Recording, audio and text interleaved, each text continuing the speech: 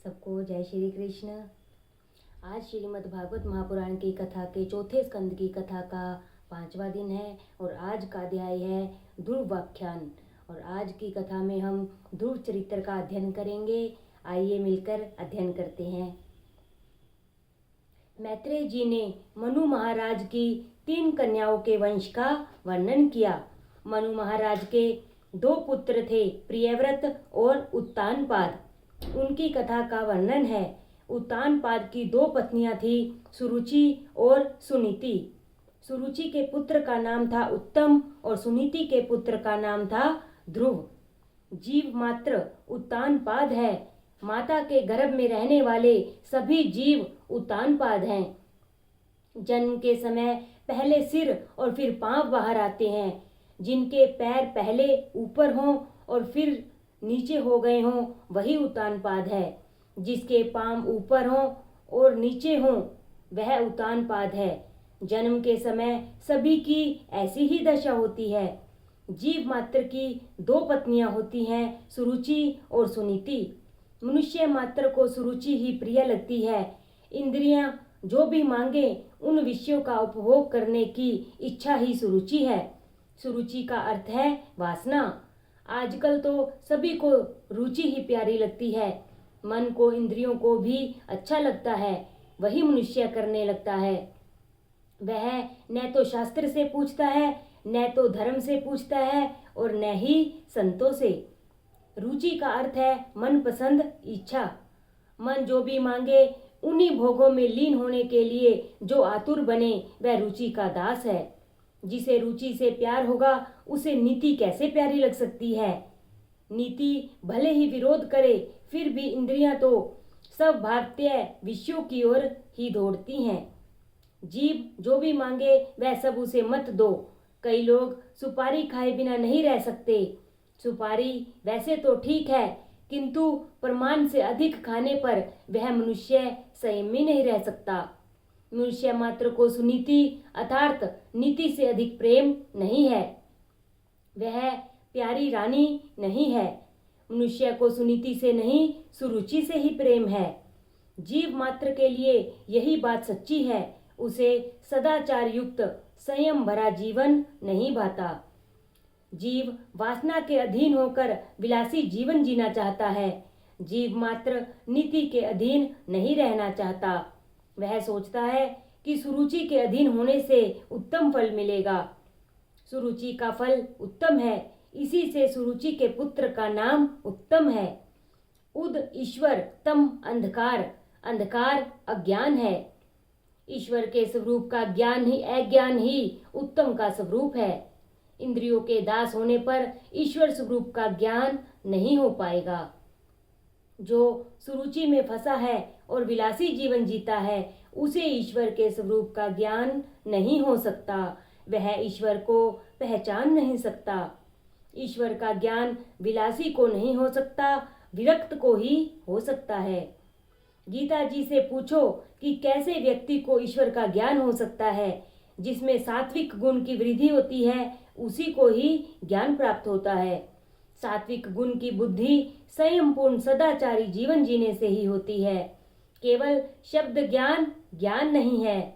उत्तम विषय अक्षणिक सुख देता है और वह उत्तम सुख अक्षणिक विषयानंद है। इंद्रियों और विषयों के संयोग से जो क्षणिक सुख मिलता है वह सुख नहीं, सुख का केवल आभास ही होता है।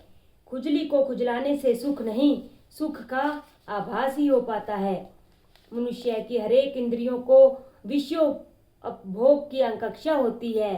सियानापन वैसे आता तो है किंतु वह स्थायी नहीं हो पाता।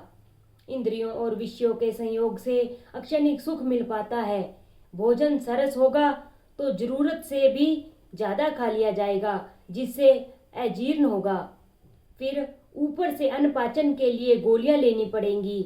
ऐसे समय में रुचि और खाने को कहती है किंतु नीति मना करती है। स्वामी शंकराचार्य इसीलिए तो आज्ञा देते हैं कि स्वाध्वंत्रम न तु याच्यताम विधिवशात प्राप्तेन संतुष्यातम। स्वादिष्ट अन्न की याचना मत करो, दैवशात जो भी प्राप्त हो उसी से संतुष्ट हो जाओ। भोजन करने वाला भजन नहीं कर पाएगा। नीति का फल आरंभ में कष्टदायी होते हुए भी अंत में सुखदायी ही है, जबकि विषयानंद का आरंभ में परिणाम सुखदायी होने पर भी उसका परिणाम दुख ही होता है। जिसका जीवन शुद्ध है, पवित्र है, उसी को भजनानंद मिलता है और वही आनंद टिकाऊ होता है। नीति के अधीन रहकर जो पवित्र जीवन जीता है उसी को ईश्वर का ज्ञान मिलता है। सुनीति से ध्रुव मिलता है। सुनीति का फल ध्रुव है। सुनीति का पुत्र ध्रुव है। ध्रुव का तात्पर्य है अविनाशी अनंत सुख का, ब्रह्मानंद का कभी विनाश नहीं होता। जो नीति के अधीन रहेगा उसे ध्रुव सा ब्रह्मानंद प्राप्त होता है। मनुष्य यदि सुनीति के अधीन होता है तो सदाचारी बनता है, और यदि वह मात्र सुरुचि के अधीन होता है तो दुराचारी होता है। तुम्हारे सामने ये दो आनंद है, विषयानंद और परमानंद। तुम जिसे पसंद करोगे भजनानंद ही पसंद करने योग्य है। पहला आनंद अक्षणिक सुख देता है, उसका परिणाम दुखद होता है, और दूसरा आनंद शुरू में तो कष्टदायी है लेकिन अंत में सुखदायी है। दो मित्र यात्रा करने चले। एक की आदत ही ऐसी थी कि पलंग तकिए के बिना उसे नींद नहीं आती थी। उसने बोरिया बिस्तर बांध तो लिया किंतु उसे ढोने के लिए मजदूर न मिला, अतः वह सारा सामान उसे खुद ही उठाना पड़ा। रास्ते में एक सज्जन मिले। इस महाशय की दशा देखकर उसने कहा, यह बोझ कितना कष्टदायी है, इसके बिना ही यात्रा क्यों नहीं करते? तो उसने उत्तर दिया, चाहे यह बोझ मुझे क्यों न उठाना पड़े, किंतु रात को सोते वक्त तो बड़ा मजा आता है। रात्रि के आनंद के लिए सारा दिन वह बोझ उठाए फिरता है, फिर रात को कैसा आनंद आता होगा। यह कथा किसी और की नहीं, अपनी ही है। जीवात्मा यात्रा करने निकला है। अक्षणिक सुख के लिए मनुष्य सारा दिन गधे की भांति मेहनत करता है, सारा दिन दुख का पर्वत सिर पर लेकर चलता रहता है। अक्षणिक सुख के लिए कितनी चिंता और कितना कष्ट उठाता है वह। विष युक्त सुख अक्षणिक ही नहीं, तुच्छ भी है। ध्रुव अविनाशी ब्रह्मानंद का भजनानंद स्वरूप है। जीव जब ब्रह्मानंद की ओर जाता है तो सुरुचि विघ्न उपस्थित करती रहती है। जीव और ब्रह्मा का मिलन सुरुचि नहीं होने देती। जो मनुष्य सुरुचि के अधीन है, समझो कि वह कामाधीन भी है। उत्तानपाद राजा की 2 रानियां और 2 पुत्र थे। राजा को सुनीति नहीं, सुरुचि ही प्यारी थी। हम सभी की भी यही बात है। हमें नीति से प्रेम नहीं है, किंतु इंद्रियों और वासना को बहकाने वाली सुरुचि से ही प्रेम है। एक बार उत्तानपाद सिंहासन पर बैठे थे, सुरुचि भी वहां बैठी हुई थी। उत्तम राजा की गोद में खेल रहा था। ध्रुव ने यह देखा तो उसने सोचा, मैं भी पिताजी के पास जाऊं तो मुझे भी वे गोद में उठा लेंगे। उसने दौड़ते हुए आकर पिता से अपनी गोद में बिठाने के लिए कहा। बालक बालकृष्ण का ही स्वरूप है, उसका कभी अपमान मत करो। बड़े बड़े महात्मा भी बच्चों से खेलते थे।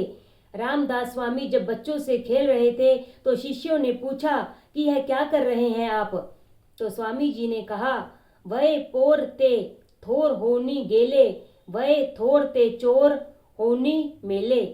इन बालकों के साथ खेलने में मुझे जो आनंद मिलता है, बच्चे अपने मन में जो होता है वैसा ही बोलते हैं और वैसा ही करते भी हैं। मन, वाणी और क्रिया एक समान होने पर ही तुम भगवान की भक्ति सही ढंग से कर सकोगे। वैसी भक्ति ही तुम्हें आनंदित करेगी। बालक निर्दोष होता है, उसे कपट मत सिखाना। उन पर बचपन में ही अच्छे संस्कार डालो, उनसे अनुचित लाड मत करो। उत्तानपाद ने आनंद से ध्रुव को अपनी गोद में लेना चाहा, किंतु सुरुचि को यह बात नहीं भाई। जीव के पास जब भी भजनानंद आता है, सुरुचि बाधा उत्पन्न करती है। पूजा करते समय मन रसोई घर की ओर गया या तो प्रभु भजन करते हुए मन विषयों की ओर बह गया तो समझ लेना कि सुरुचि आ गई है। ध्रुव को राजा गोद में बिठाए यह सुरुचि को पसंद नहीं था। उसने सोचा कि राजा को, जीवात्मा को ध्रुव भजनानंद मिलेगा तो वासनाधीन नहीं होंगे और मेरा कुछ भी काम नहीं बन पाएगा। सुरुचि ने राजा को ध्रुव को गोद में लेने से रोका। राजा रानी के अधीन था, वह कामांध था। उसने सोचा कि मैं ध्रुव को गोद में बिठाऊंगा तो सुरुचि नाराज हो जाएगी। चाहे कुछ भी हो, मेरी रानी नाराज नहीं होनी चाहिए। जरूरत से ज्यादा स्त्री के अधीन रहना पाप है। शास्त्र तो यहाँ तक कहता है कि ऐसे स्त्री अधीन पुरुष को देखना भी पाप है। वह था तो राजा, किंतु रानी का तो दास ही था। अक्सर सभी की ऐसी ही दशा होती है। साहब बाहर तो अकड़ कर फिरते हैं और घर की पत्नी के आगे भीगी बिल्ली बन जाते हैं। राजा ने ध्रुव की अवहेलना की और मुंह मोड़ लिया। ध्रुव जी को तो बड़ी आशा थी। उसने हाथ बढ़ाकर कहा भी, मुझे गोद में बिठा लीजिए। सुरुचि ने ध्रुव कुमार से कह दिया, भाग जा यहाँ से। राजा की गोद में बैठने की पात्रता तुझमें नहीं है। तू राजा की अप्रिय रानी सुनीति का पुत्र है, सो तू उनकी गोद में नहीं बैठ सकता। ध्रुव जी ने पूछा, माता क्या मैं अपने पिता का पुत्र नहीं हूँ? सुखदेव जी वर्णन कर रहे हैं, सुरुचि ने उस समय ताना दिया कि तेरी माता रानी नहीं है, रानी मैं हूँ, तेरी माता दासी है। राजा की गोद में बैठने की इच्छा है तो तुझे मेरी कोख से जन्म लेना होगा।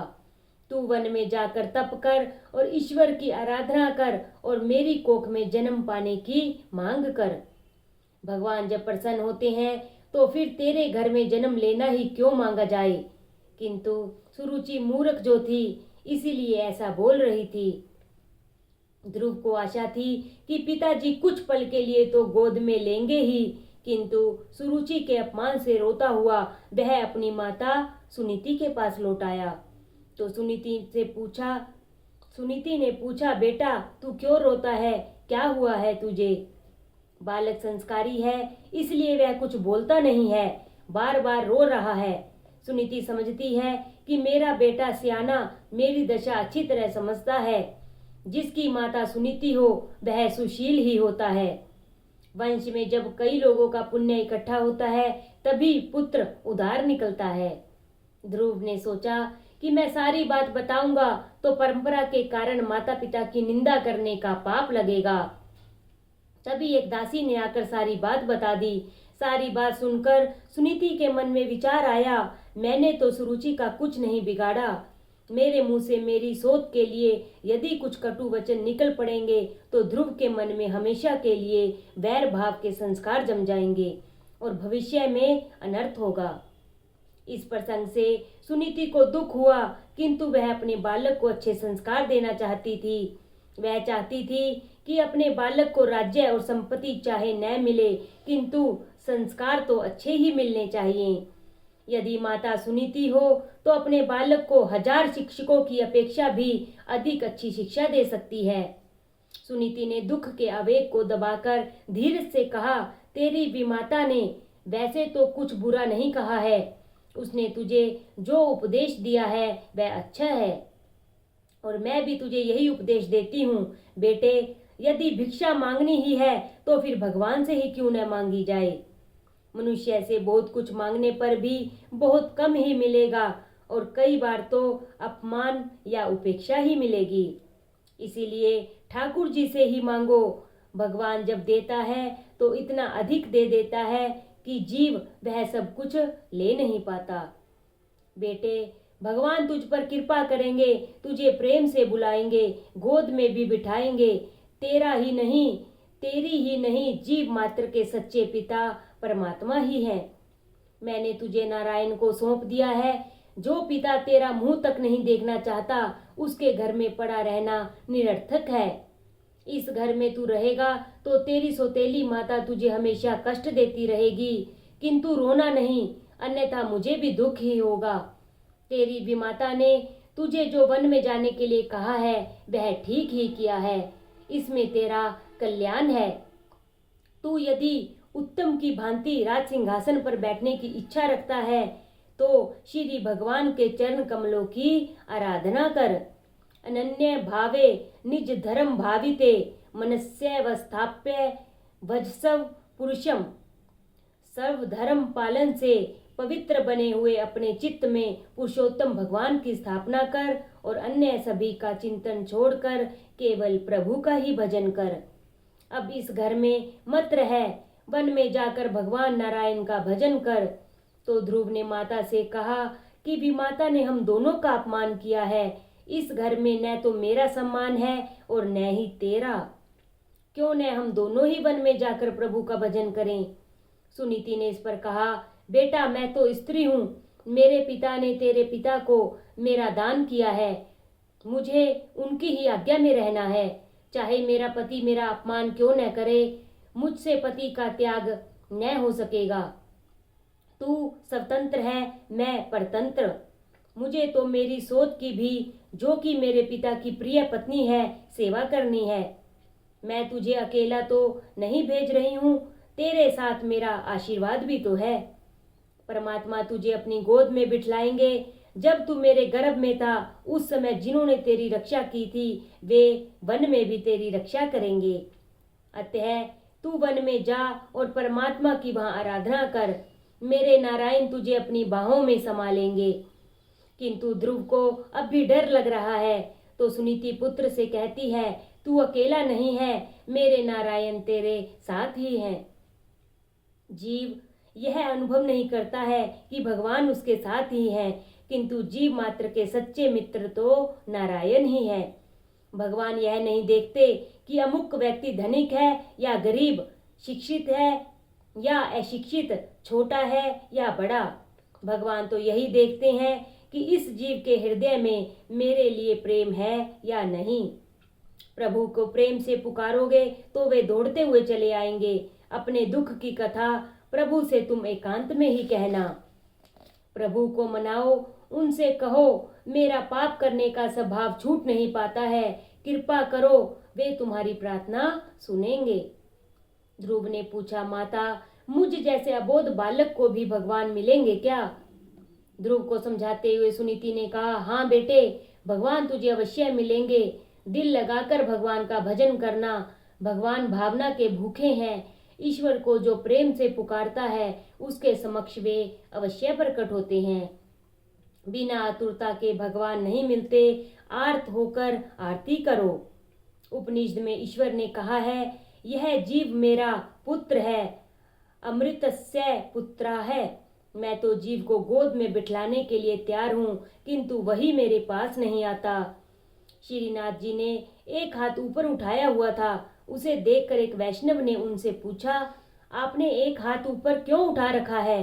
तो श्रीनाथ जी ने उत्तर दिया कि मेरे सभी बालक मुझे भूल गए हैं। मैं एक हाथ ऊपर उठाकर रोज उन्हें बुलाता हूँ, किंतु वे मेरे पास आते ही नहीं है। सुनीति ने सोचा कि बालक मेरी तो वंदना कर रहा है, किंतु भी माता की भी वह सद्भाव से वंदना करे तो उसका कल्याण होगा। किसी के प्रति द्वेष रखकर ईश्वर की आराधना नहीं की जा सकती और ऐसी आराधना सफल भी नहीं हो सकती। सुरुचि के प्रति मन में यदि यह अरुचि कुभाव रखकर जाएगा तो यह नारायण का ध्यान नहीं कर सकेगा। वह बार बार सुरुचि की बातें ही सोचता रहेगा। सुनीति ने ध्रुव को समझाया, तू मेरा सियाना पुत्र है। अपने पूर्व जन्म के फल के कारण तुझे अपमान सहना करना पड़ रहा है। किसी जन्म में तूने अपनी भी माता का अपमान किया होगा, इसीलिए उसने इस जन्म में बदला ले लिया। लाभ हानि, सुख दुख, मान अपमान आदि सब कुछ पूर्व जन्म के कर्मों का फल है। ज्ञानी उसे हंसते हुए सह लेते हैं और अज्ञानी रोते हुए। जैसा बीज बोया होगा वैसा ही फल मिलेगा। बेटे, तू अपने मन में कुछ भी न रखना। तेरी भी माता तेरे पिता को प्यारी है, तू क्या उसे प्रणाम नहीं करेगा? तूने जिस प्रकार मुझे प्रणाम किया उसी प्रकार अपनी उस भी माता को भी प्रणाम कर जो तेरे पिताजी को प्रिय है। जो तू मुझे प्रणाम नहीं करेगा तो भी मैं तुझे आशीर्वाद तो दूंगी ही, किंतु तेरी भी माता तो तेरे प्रणाम करने पर ही आशीर्वाद देगी। उसकी वंदना करके तू जाएगा तो भगवान जल्दी प्रसन्न होंगे। सभी के आशीर्वाद लेकर वन में जाएगा तो परमेश्वर जल्दी कृपा करेंगे। जिस सुरुचि ने बालक का अपमान किया, उसी सुरुचि की वंदना करने के लिए अपने पुत्र को सुनीति भेज रही है। धन्य है सुनीति। ऐसी सुनीति जिसके भी घर में होगी वहां कली नहीं आ सकता।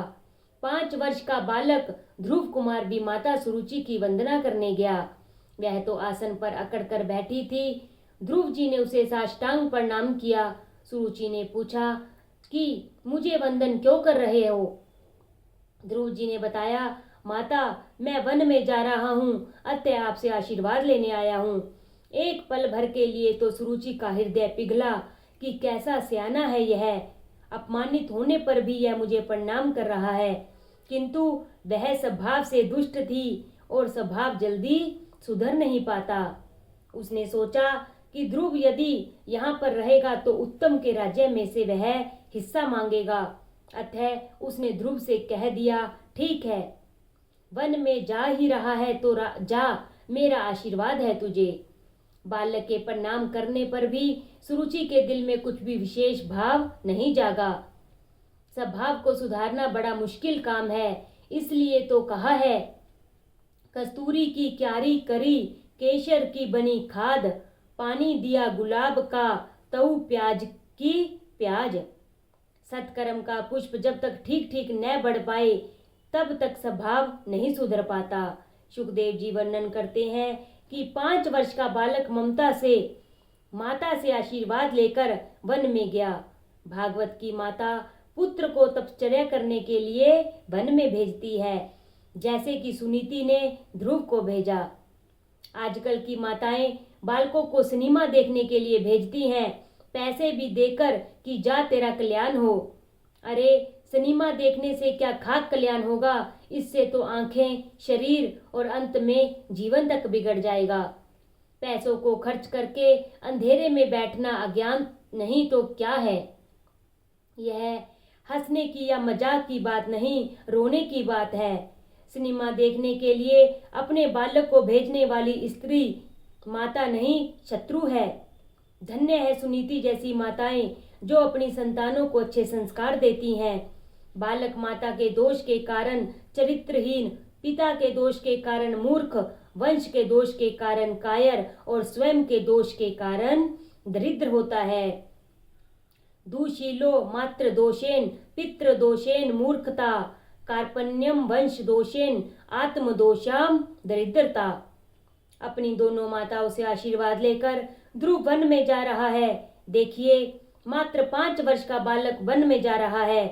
ध्रुव कभी सोचता है कि वन में तो हिंसक पशु होंगे, वे मुझे खा तो नहीं जाएंगे, तो दूसरे ही पल सोचता है, नहीं नहीं, मैं अकेला तो नहीं, मेरी माता ने कहा तो था कि मैं जहाँ जहाँ जाऊंगा नारायण भी साथ साथ जाएंगे। सभी को प्रणाम करके, सभी से ईश्वर लेकर, सभी से आशीर्वाद लेकर जो व्यक्ति वन में जाता है उसे रास्ते में संत मिलते हैं। घर में जो झगड़ा करके जाता है उसे संत नहीं मिलते।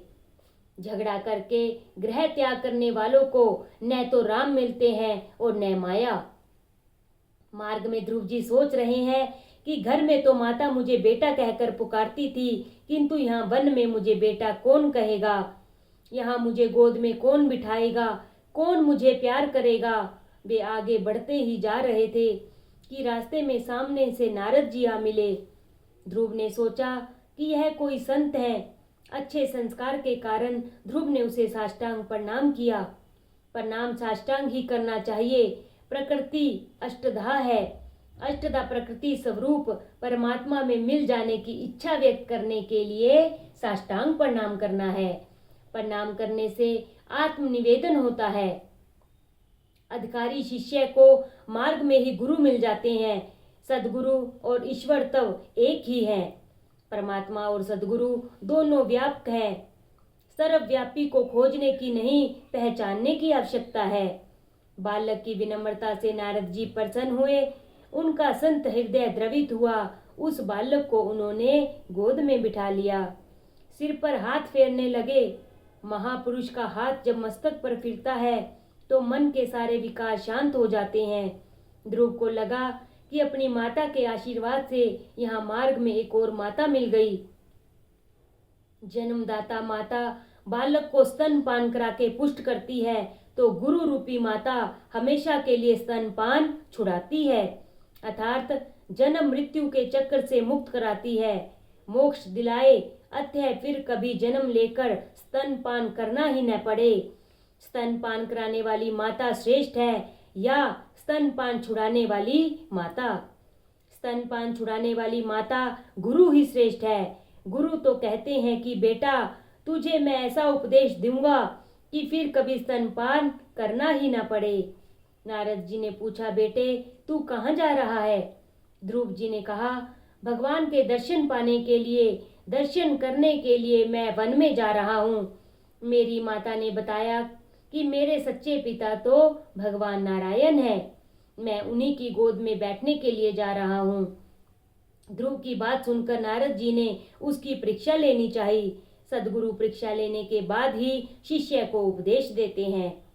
नारद जी ने उससे कहा, अरे अभी तो तू छोटा सा बच्चा है, यह तेरी खेलने कूदने की अवस्था है, प्रभु का जप करने की नहीं। और भगवान तो यत प्रसादम स वै पुसाम दुराराध्यो मतो मम। मेरा विचार है कि साधारण पुरुष के लिए ईश्वर को प्रसन्न करना बड़ा ही कठिन कार्य है।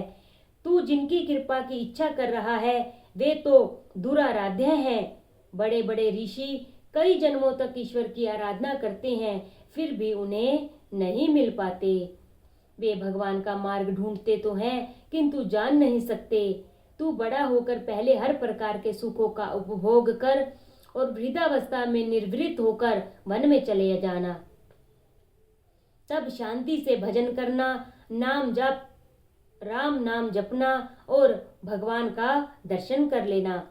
तू चाहता है कि भगवान तुझे गोद में बिठा लें, किंतु बड़े ऋषि मुनि हजारों वर्ष की तपश्चर्या के बाद भी उन्हें पा नहीं सकते हैं, फिर तेरे जैसे बालक को तो वे मिलेंगे ही कैसे? अतः यही अच्छा है तू अपने घर वापिस चला जा। ध्रुव कुमार ने कहा, जी नहीं, जिस घर में मेरा अपमान होता है वहां मैं नहीं जा सकता, वहां मैं नहीं रह सकता। अपने पिताजी के राज सिंहासन पर न बैठने का मैंने निश्चय किया है। इसी जन्म में प्रभु के दर्शन का भी निश्चय किया है। गुरुजी, आप मार्गदर्शन कराएं। ध्रुव का अटल निश्चय देखकर नारद जी ने कहा, धर्मार्थ कामक कामोक्षाख्यम य इच्छेच्छ्य आत्मन एकमेव हरेतस्त्र कारणम पाद सेवनम। जो व्यक्ति अपना कल्याण चाहता है और धर्म, अर्थ, काम और मोक्ष प्राप्त करना चाहता है तो उसके लिए एकमात्र साधन है श्री हरि के चरणों की सेवा। तू मधुवन में जा, वृंदावन में यह मधुबन है जहाँ ध्रुव जी को नारायण के दर्शन हुए थे। यमुना कृपालु है, यमुना महारानी कृपा देवी का अवतार है।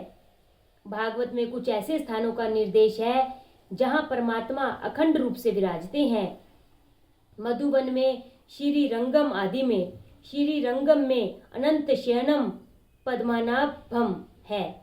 द्वारिका में भी भगवान विराजते हैं, उन्होंने द्वारिका त्यागी नहीं है। बोड़ाना की भक्ति अनन्य थी, अतः उनका एक स्वरूप डाकोर आया था। गंडक नदी के किनारे पूलक ऋषि के आश्रम में भी उनका अखंड वास है, ऐसा भागवत के 5वें स्कंद में कहा गया है। वृंदावन में भगवान का अखंड वास है। यमुना जी तेरा ब्रह्मा संबंध सिद्ध करेंगी, यमुना जी तेरे लिए सिफारिश करेंगी, अपात्र होने पर भी माता मानेगी कि तू उसका हुआ है, अतः वे कृपा करेंगी। नारद जी ने ध्रुव को आज्ञा दी, वत्स तेरा कल्याण हो, यमुना नदी के तट पर स्थित परम पवित्र मधुबन में तू जा, वहाँ श्री हरि का नित्य निवास है। वृंदावन प्रेम भूमि है, वहाँ रहकर भजन करने से मन जल्दी शुद्ध होता है। वृंदावन दिव्य भूमि है, वहाँ जीव और ईश्वर का मिलन शीघ्र होता है। ध्रुव जी ने पूछा, वृंदावन जाकर वहाँ परमात्मा की आराधना किस प्रकार करनी है? नारद जी ने कहा, ध्यान करने से पहले मानसी सेवा करना, चतुर्भुज नारायण की मानसी सेवा करना। उस समय मन की धारा कहीं टूट न जाए, इसका ख्याल रखना। ईश्वर में मन सतत संलग्न रहना चाहिए। मानसी सेवा श्रेष्ठ मानी गई है। भगवान शंकराचार्य भी कृष्ण की मानसी सेवा करते थे। जो अपने पास कुछ नहीं रखते, वैसे विरक्त सन्यासी मानसी सेवा करें, वह उत्तम है।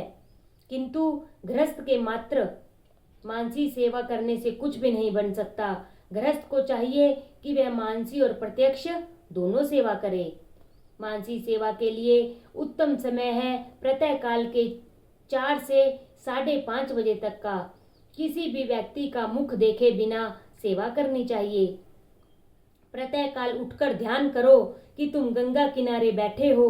मन से ही गंगा जी में स्नान करो। अभिषेक के लिए चांदी की कलश में गंगा जल लाओ। ठाकुर जी के जगने पर आचमन कराओ। मंगल के बाद माखन मिश्री की जरूरत पड़ेगी। भोलेनाथ शंकर को कुछ नहीं चाहिए, किंतु कन्हैया तो सभी कुछ मांगता है। फिर कृष्ण को स्नान कराओ। शंकर तो शीतल जल से स्नान कर लेते हैं, किंतु बाल कृष्ण को तो उष्ण जल से ही स्नान कराओ। फिर ठाकुर जी का श्रृंगार करो। श्रृंगार न करने पर भी कृष्ण तो सुंदर ही लगते हैं, किंतु श्रृंगार करने से तुम्हारा मन भी सुंदर होगा। अपने विकृत मन को सुधारने के लिए ही श्रृंगार करना है। श्रृंगार से ही समाधि सा आनंद मिलता है। श्रृंगार के बाद भगवान को सुंदर भोग लगाकर तिलक करो, आरती उतारो। उस समय तुम्हारा हृदय आर्द्र बनना चाहिए। पद्म पुराण में आरती का क्रम बताया गया है। चरण, जंघा, वक्षस्थल, मुख और उसके बाद सर्वांगों की आरती उतारनी चाहिए। आरती करते समय प्रभु दर्शन के लिए आर्त बनना चाहिए। भगवान के दर्शन करते हुए ध्यान करना है। श्री हरि का धीर मन से ध्यान करो। जप ध्यान सहित होना चाहिए। कुछ लोग ऐसे भी होते हैं जो जप करते समय भी संसार का ही चिंतन करते रहते हैं। ऐसा करने के कारण जप निष्फल तो नहीं माना जा सकता, किंतु जैसा फल मिलना चाहिए वैसा फल नहीं मिल पाता। स्नान करने से शरीर की शुद्धि होती है, दान करने से धन की शुद्धि होती है और ध्यान करने से मन की शुद्धि होती है। जप और ध्यान एक साथ होने चाहिए। जप करते समय जिस देव का तुम ध्यान कर रहे हो, उसकी मूर्ति तुम्हारे मन से हटनी नहीं चाहिए। जीभ से भगवान का नाम लिया जाए और मन से भगवान का स्मरण किया जाए। आंखों से उनका दर्शन करो और कानों से उनका श्रवण। मैं तुम्हें एक मंत्र भी दे रहा हूँ। ओम नमो भगवते वासुदेवाय। इस महामंत्र का तुम सतत जप करते रहो। भगवान अवश्य प्रसन्न होंगे। मेरा आशीर्वाद है, तुम्हें 6 महीने में भगवान मिलेंगे। संचित प्रारब्ध कर्म को जलाने के लिए 3 जन्म लेने पड़ते हैं। गीता जी में भगवान ने कहा है कि कई जन्मों के बाद जीव मुझे प्राप्त करता है। बहु नाम जन्म नामन्ते। विद्वानों ने यहाँ ऐसा अर्थ किया है कि बहु नाम अर्थात 3 जन्म। अपने कर्मों के अक्षय के लिए योगियों ज्ञानियों को 3 जन्म तो लेने ही पड़ते हैं, किंतु भागवत में वर्णित प्रभु ध्रुव चरित्र में कहा गया है जप करने से 6 महीने में भगवान मिलते हैं। ध्रुव जी ने कहा है कि भगवत चरणों की छाया मैंने 6 महीने में ही प्राप्त की थी।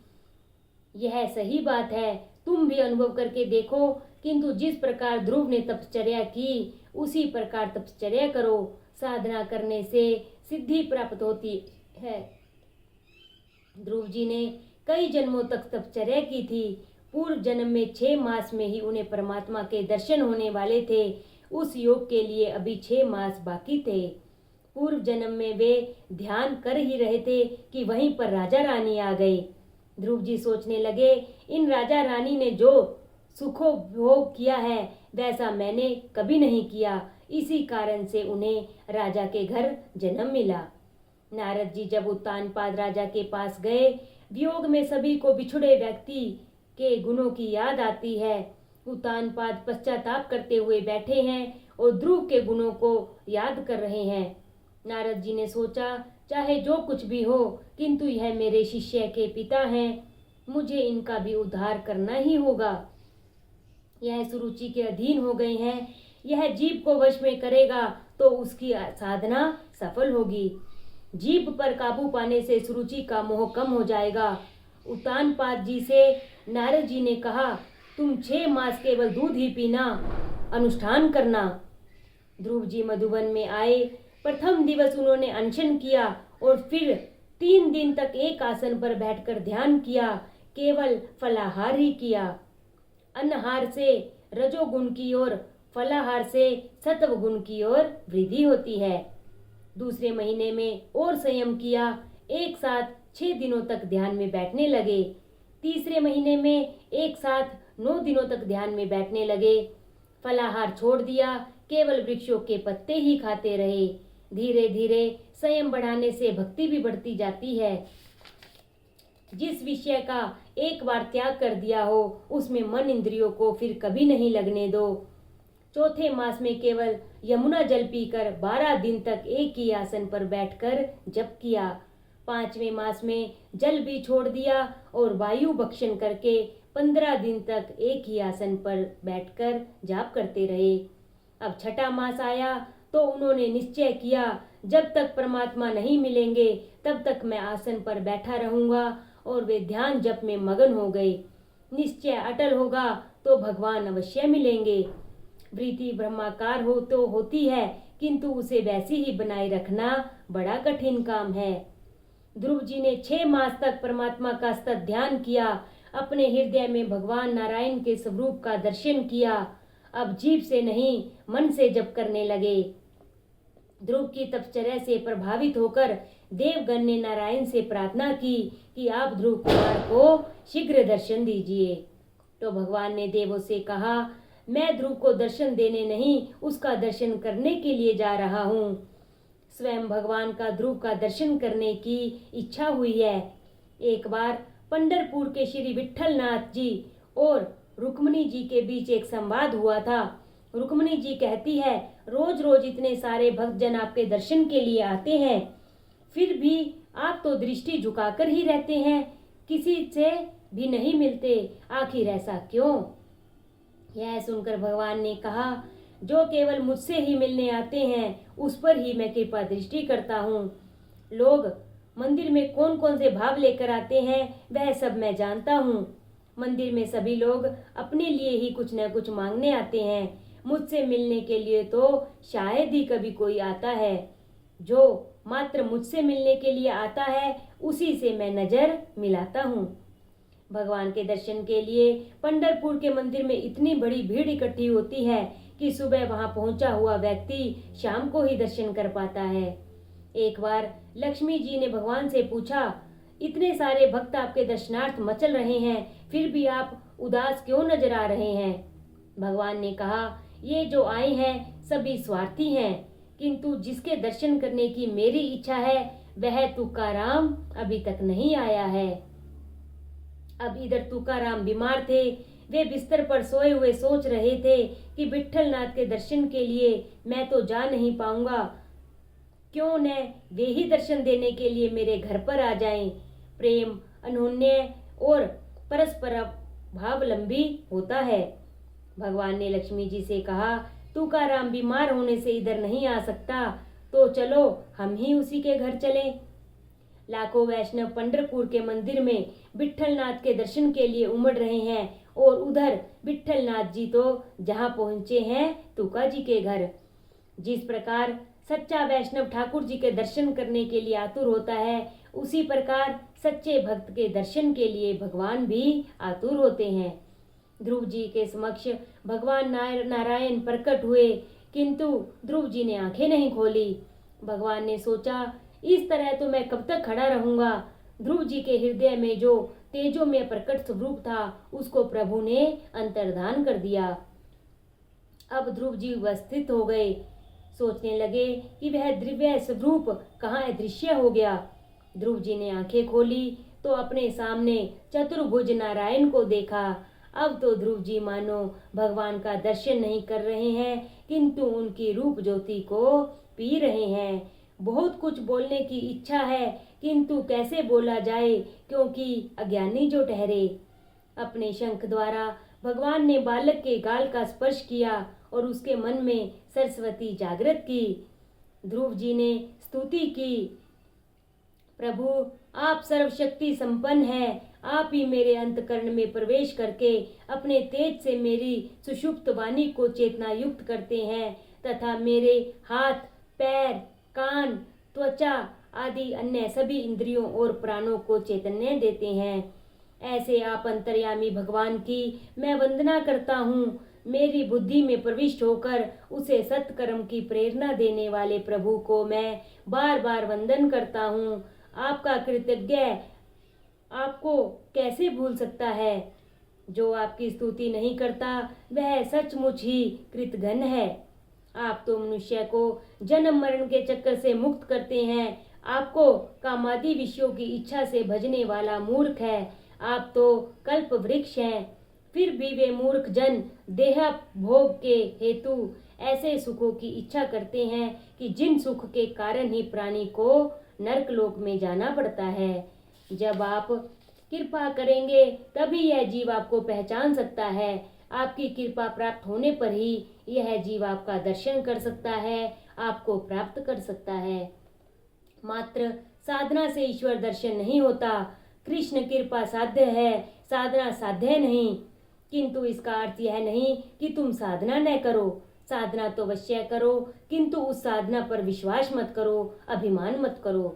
साधना तो करनी ही है। साधना करते करते थका हुआ जीव दीन होकर रो पड़ता है, तभी भगवान कृपा करते हैं।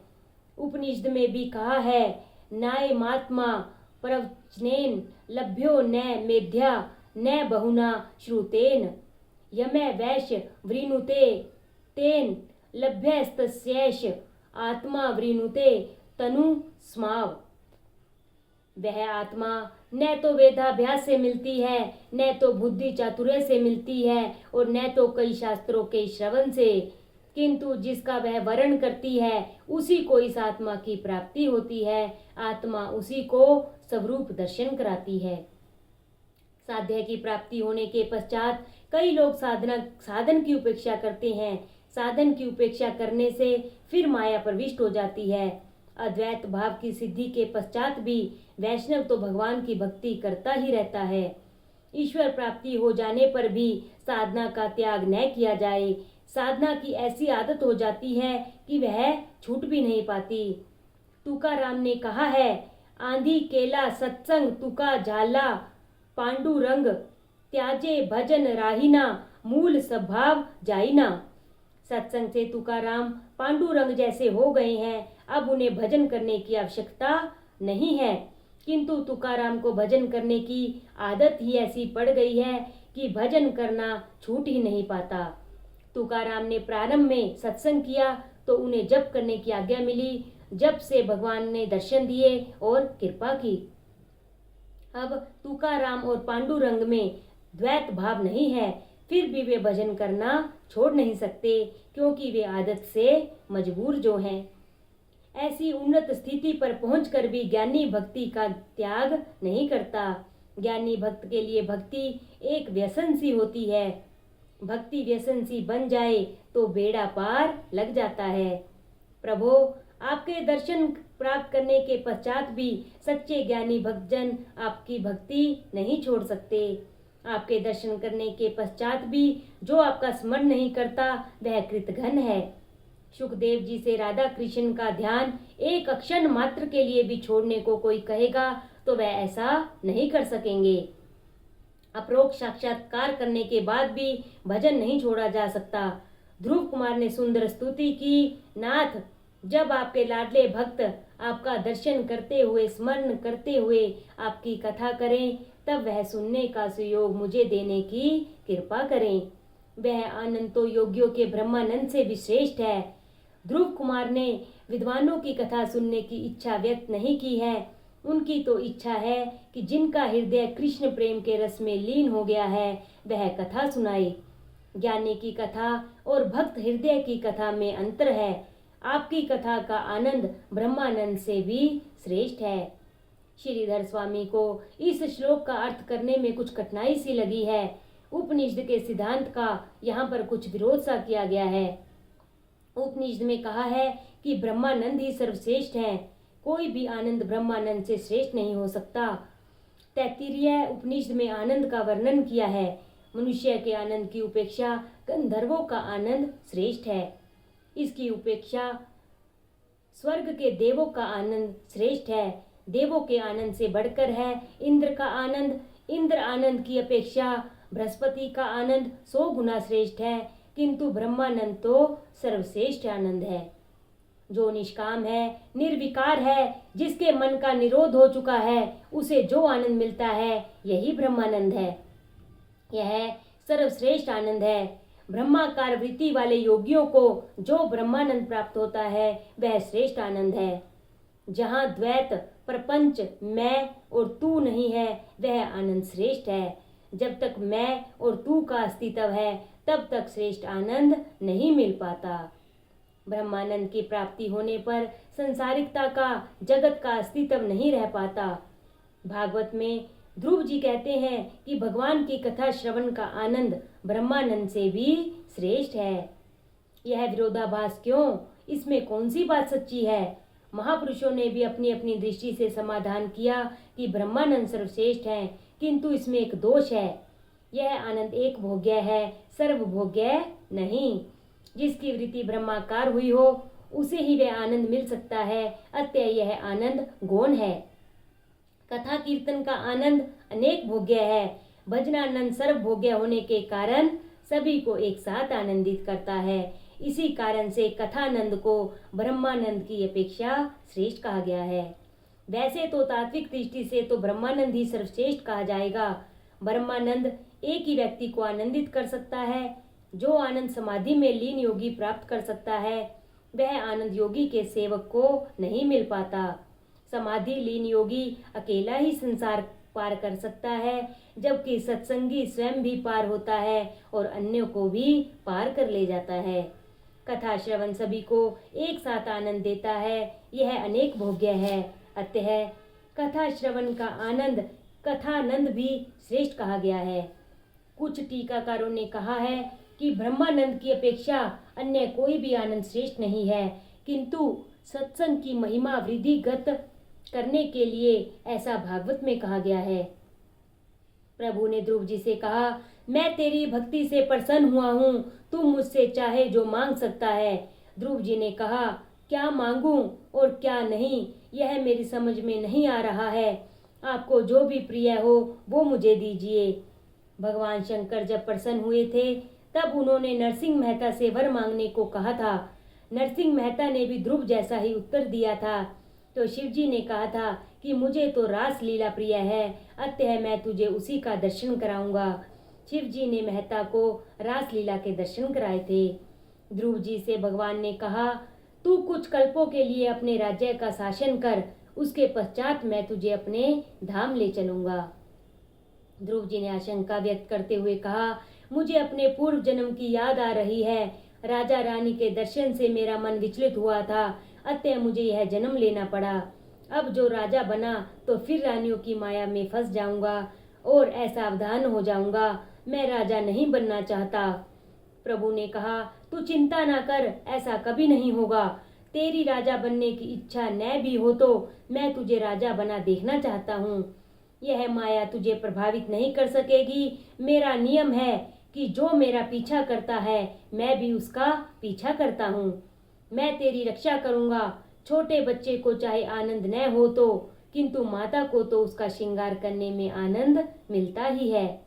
मैं जगत को यह दिखाना चाहता हूँ कि जो व्यक्ति मेरा हो जाता है उसे लौकिक और अलौकिक दोनों प्रकार के आनंद प्रदान करता हूँ। मैं अपने भक्तों को अलौकिक सुख के साथ साथ लौकिक सुख से भी लाभान्वित करता हूँ। शबरी और मीरा जैसा अटल भक्ति भाव होने पर भगवान कहते हैं कि मैं रक्षा करता रहूंगा। जीव की रक्षा जब तक स्वयं भगवान नहीं करते तब तक वह काम का नाश नहीं कर पाता। जे ही राखे रघुवीर ते उबरे तीही काल महू। श्री राम ने जिनकी रक्षा की है वे कभी कामांध नहीं हुए हैं। फूल चुनने के लिए आए हुए एक राजसेवक ने ध्रुव को देखा तो उसने राजा से ध्रुव के आगमन का समाचार दिया। अनुष्ठान में बैठे हुए उतानपाद राजा दौड़ पड़े। जरा देखिए तो सही, 6 मास पूर्व जिस उत्तानपाद राजा ने ध्रुव को अपनी गोद में अक्षण मात्र के लिए भी बैठने नहीं दिया था, वह राजा भगवान के दर्शन करके आए हुए ध्रुव के स्वागत के लिए दौड़ते हुए जा रहे हैं। जो ईश्वर से संबंध जोड़ लेता है, जगत उसी के पीछे दौड़ने लगता है। परमात्मा जिसे अपना बनाता है, उसकी शत्रु भी वंदना करते हैं। यदि तुम परमात्मा के पीछे लग जाओगे तो जगत तुम्हारे पीछे लग जाएगा। वही उत्तानपाद की जिन्होंने ध्रुव का कभी अपमान किया था, आज उसका स्वागत करने के लिए दौड़ पड़े। वे सोचते हैं, मेरे 5 वर्ष के बालक ने भगवान का दर्शन पा लिया और मैं आधी जिंदगी गुजार चुका, फिर भी सुरुचि की माया में फंसा हुआ हूँ। धिक्कार है मुझे। राजा की आंखों से आनंदाश्रु बह रहे हैं। कहाँ है मेरा ध्रुव, कहाँ है मेरा बेटा? सेवक ने कहा, देखिए महाराज, राजकुमार आपकी वंदना कर रहे हैं। तो राजा ने बालक को गले लगाकर कहा, मैं वंदन के लिए अपात्र हूँ। सुखदेव जी वर्णन करते हैं, उस समय परमानंद की वर्षा हो रही है। अब ध्रुव माताओं की वंदना करने के लिए जा रहे हैं। वे सोचते हैं, मेरी माता ने तो कहा था कि उसकी मैं वंदना न करूं, जो कोई वैसी बड़ी बात नहीं है, किंतु विमाता सुरुचि की तो मुझे वंदना करनी ही चाहिए। अतः ध्रुव ने जब सुरुचि को प्रणाम किया तो उसका दिल भर आया। कितना सियाना है यह। सुनीति का हृदय तो हर्ष के मारे इतना भर आया कि वह तो कुछ बोल भी न पाई। उसे लगा कि आज ही वह पुत्रवती हुई है, क्योंकि उसका पुत्र आज भगवान को प्राप्त करके आया है।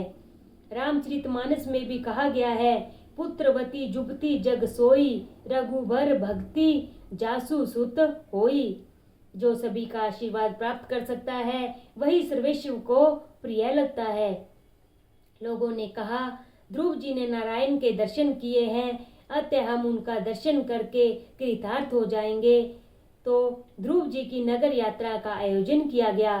ध्रुव जी को हाथी पर सवार होने के लिए कहा गया, तो उन्होंने कहा, मैं अकेला सवार नहीं हो सकता, मेरे भाई उत्तम को भी पास में बिठलाओ। उत्तम को हाथी पर पहले बिठाकर ध्रुव ऊपर सवार हुए। जो अपने भाई बहनों में, नाते रिश्तेदारों में परमात्मा का दर्शन नहीं कर सकता, उसे मूर्ति आदि में भी भगवान का दर्शन नहीं हो सकता। शब्दात्मक उपदेश का प्रभाव शीघ्र नहीं पड़ता, क्रियात्मक उपदेश का प्रभाव शीघ्र पड़ता है। सुरुचि अब पश्चाताप करने लगी है। सुनीति के चरणों में मस्तक नवाकर रो रही है। उसके आंसू के साथ साथ उसके मन का मैल भी धुल गया। ध्रुव कुमार का राज्याभिषेक किया गया और भ्रमी के साथ विवाह भी किया गया। एक बार उत्तम शिकार करने के लिए वन में गया। वहां यक्ष के साथ युद्ध होने पर उसकी मृत्यु हो गई।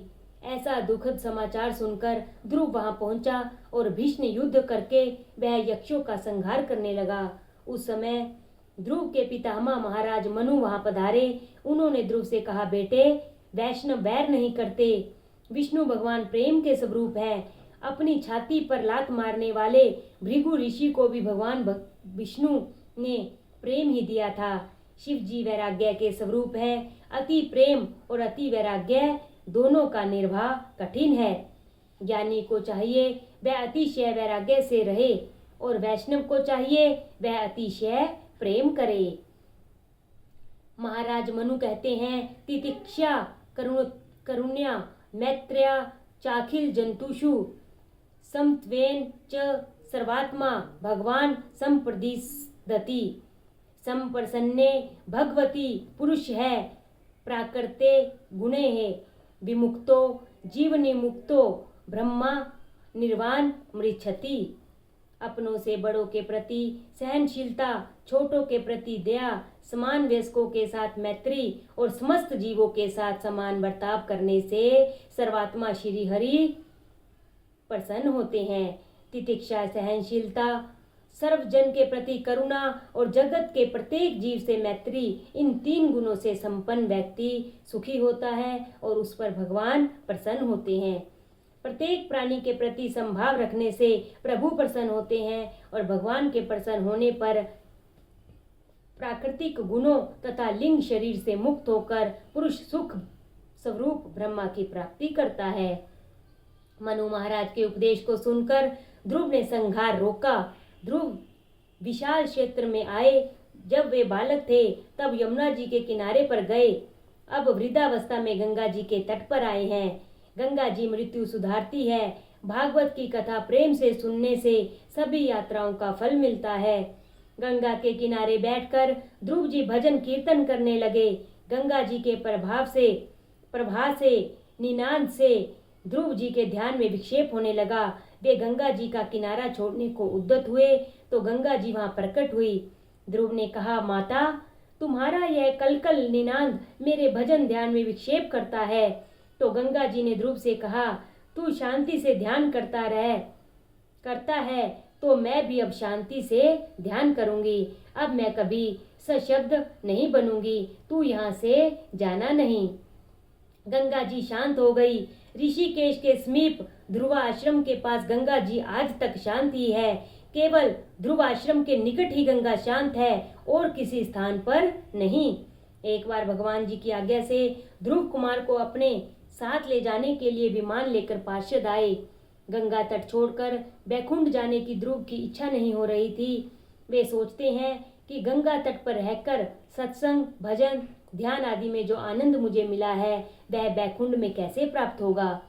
गंगा जी को साष्टांग प्रणाम करके वे अंतिम स्नान करने लगे। गंगा जी को छोड़ते हुए उन्हें वेदना हो रही है। उनका हृदय भर आया है। उस समय गंगा जी प्रकट हुई। ध्रुव ने कहा, भगवान की आज्ञा के कारण मैं तुम्हें छोड़कर बैकुंठ जा रहा हूँ। तुम्हारे तट पर जैसा आनंद मिला है वैसा तो वहां बैकुंठ में कैसे मिलेगा। यह सुनकर गंगा जी ने प्यार से कहा, यह तो मेरा भौतिक स्वरूप है। बैकुंठ में मैं आदि भौतिक स्वरूप से रहती हूँ। ध्रुव ने गंगा जी को प्रणाम किया। सभी की वंदना करके ध्रुव जी बैकुंठ गए। वे विनय की मूर्ति हैं। ध्रुव के समीप आकर मृत्युदेव ने सिर नवाया तो ध्रुव ने उन्हें मस्तक पर एक पैर रखकर दूसरा पैर विमान में रखा। विमान में बैठकर भगवान के धाम में गए। ध्रुव के बैकुंठ गमन से सभी को आनंद हुआ। नारद जी कुछ अप्रसन्न से हैं। वे सोचते हैं कि मृत्युदेव के सिर पर पांव रखकर विमान में बैठकर मेरा शिष्य बैकुंठ में पहुंच गया। मेरा शिष्य मुझसे भी आगे निकल गया। उसे लेने के लिए बैकुंठ से विमान आया और मुझे तो अब भी इस संसार में भटकना पड़ रहा है। यह बात सिद्ध करती है कि बहुत कथा करने से भी परमात्मा की प्राप्ति नहीं होती। ध्यान के बिना, प्रभु दर्शन के बिना शांति नहीं मिलती। एकांत में बैठकर ध्यान करने की आवश्यकता है। प्रभु के लाडले भक्त मृत्यु अर्थात काल के मस्तक पर पांव रखकर बैकुंठ में जाते हैं। भागवत के चौथे स्कंद के 12वें अध्याय के 3 श्लोक में स्पष्ट कहा है, मृत्यु के सिर पर पांव रखकर ध्रुव जी विमान में बैठे थे। भगवान के भक्त मृत्यु से नहीं डरते। मनुष्य निर्भय नहीं बन पाता है क्योंकि वह ईश्वर का नहीं होता है। जो ईश्वर की शरण में गया है वह निश्चित बनता है, निर्भय बनता है। श्रुतिक्षण ऋषि मानस में कहते हैं, मेरा अभिमान प्रतिदिन वृद्धिगत हो। कौन सा अभिमान? मैं भगवान का हूँ और भगवान मेरे हैं, ऐसा अभिमान। अस अभिमान जाई जनी भोरे, मैं सेवक रघुपति पति मोरे।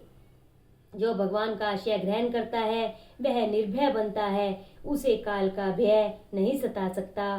काल तो परमात्मा का दूत है। काल के काल परमात्मा की शरण में जाने के पश्चात काल भी क्या बिगाड़ सकता है। ध्रुव अर्थार्थी भक्त हैं। ध्रुव ने भगवान की शरणागति स्वीकार की तो भगवान ने उनको दर्शन दिए, राज्य दिया और अंत में बैकुंठ वास भी दिया। यह है भगवान के अनन्य शरणागति का फल।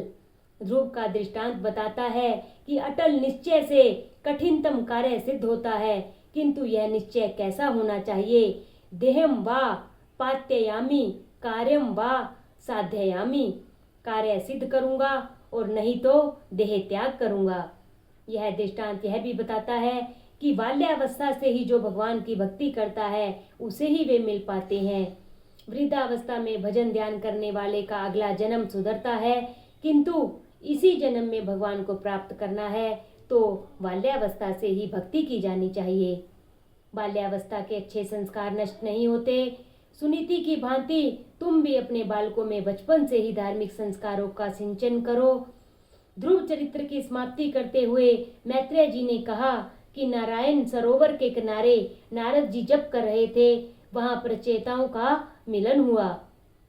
विदुर जी ने पूछा, ये प्रचेता कौन थे, किसके पुत्र थे, विस्तार से सब कुछ बताइए। मैत्रेय जी विदुर जी को और सुखदेव जी परीक्षित राजा को कथा सुना रहे हैं। ध्रुव जी के ही वंशज थे प्रचेता। बोलो श्री कृष्ण भगवान की जय, बोलो ध्रुव जी महाराज की जय, बोलो भक्तवत्सल भगवान की जय, बोलो श्रीमद् भागवत महापुराण की जय। कल का अध्याय होगा अंग बेन और पृथु चरित्र। जय श्री कृष्ण।